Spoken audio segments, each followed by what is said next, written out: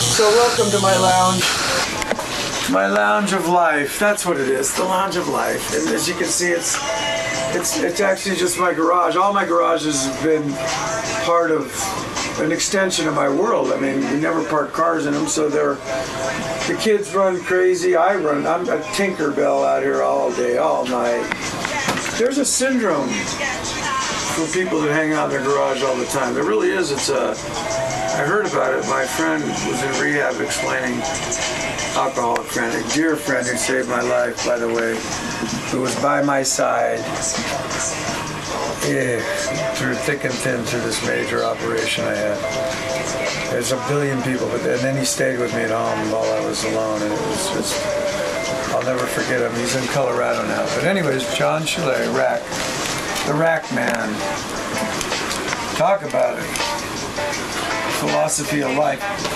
Everybody has their own vices in life. So anyway, the garage thing. A lot of people come over, we sit around, we talk. Everybody's got a bad day. Everybody comes over. I worked so hard. I can't make ends meet. Nobody can make ends meet. You're never going to make ends meet. When you make ends meet, you're not satisfied anyways. You want to meet more ends. Being creative and doing things and finding things, the things I talked about in my other shows, all that creative stuff, that's what stimulated me and got me going again, and finding out the wholesomeness of just the rewards. You don't need to spend money and go out all the time, and Chuck E. Cheese is great when they're little, but once in a while, not all the time. You can create your own things, your own world actually inside, and that's kind of what I've done. Whether you like it or not, you don't have to like it, but I think it's something I want to share with you because it's really fun to, we barbecue, okay, let's say you work 5 days a week, and when are you home enjoying your home? Ever? Never. You're home for a minute, boom. And the next day, you're off doing it again. So in a month, you pay rent, you pay your lease, you do whatever you do, you buy your mortgage. You really spend 3 or 4 quality days. If you go to church, your 4 days are gone, which to me, church has been at home. That 1 day a week, a family day. 1 day, your Sundays, nothing happens. You're in your domain, but your domain's got to be interesting. You got things to do there. We go out and pitch and putt in the dirt. Even if you only have a little grass this big, you can go out there and pitch and putt. I don't know. And I'm wandering and barbling, and I want you to know more about me and why I'm excited about so much stuff, and I have no reason to be. I got no money, no health, and my children right now are going, I love them. If they're so busy being teenagers, they'd have no time for you. And don't ever take it personal when your kids, believe me, they are too busy. And think about when you were their age. I never wanted to be home. My mom, as a matter of fact, it broke her heart. And I was the only child, so a lot of families, they can keep one at home, but believe me, they're protective and they want you home because they love you so much.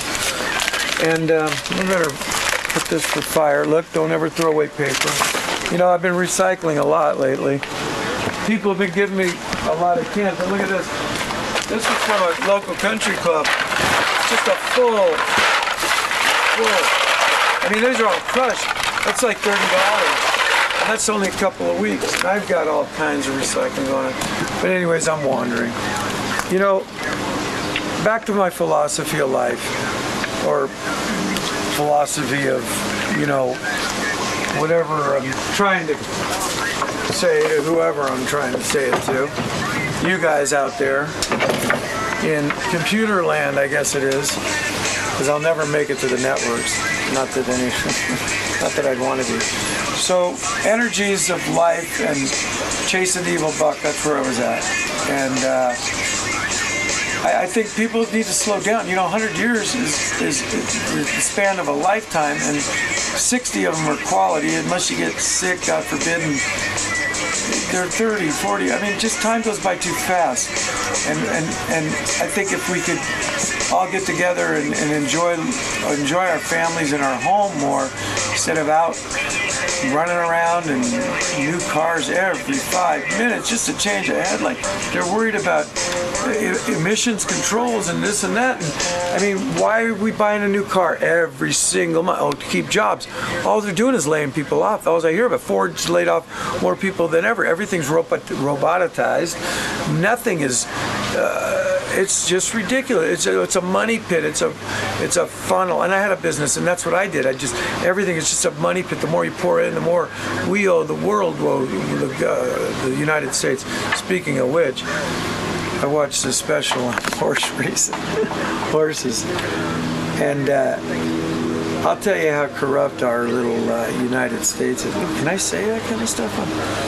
I mean, I love the United States. I mean, I'm not, but there's a corrupt situation where they drug these horses. That steroids. There's 5,000 steroids they can take, and only in the United States, nowhere else. Nowhere else. I saw that little bit on a show, and I was just blown away. And the bottom line was, why? It's the money. I mean, people are going to quit betting on it. Everything's so crooked. I think, speaking from being an ex-gambler in my younger days, that's another bad addiction. Anyways, there's so many better things to get addicted to, is what I'm saying, and I'm going to make it recycled art, fun with Jan and Jane or whatever. The things I showed you, the things we can do. I'm rambling on. I'm going to get my thoughts together again and tell you more later. But right now, I'm a little dry at the mouth. Thank you.